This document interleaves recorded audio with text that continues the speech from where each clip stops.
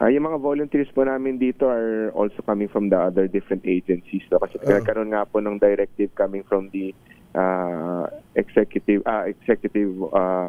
secretary. Kumbaga po sinasabi po niya sa mga government agencies to help the ICI on this on their mandate, no. So in this case po, yung mga volunteers po namin coming from the PAO, yung mga iba po coming from the GCG.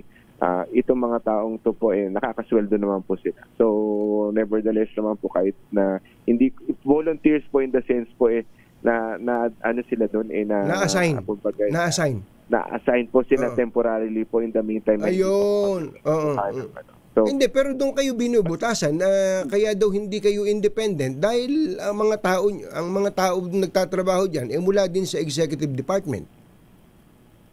Hindi naman po kasi ibig sabihin na yung decision ng mga nagbo-volunteer to would be followed by ibig sabihin hindi naman po yung mga decision ng mga volunteers po na susunod. It's the 3 commissioners pa rin po, no? Dalawang commissioners and the chairman who have to approve any referrals or any action by the ICI. So in this particular case po, masisigurado naman po natin na independent pa rin naman po ang actions ng ICI because they would have to sign off on this.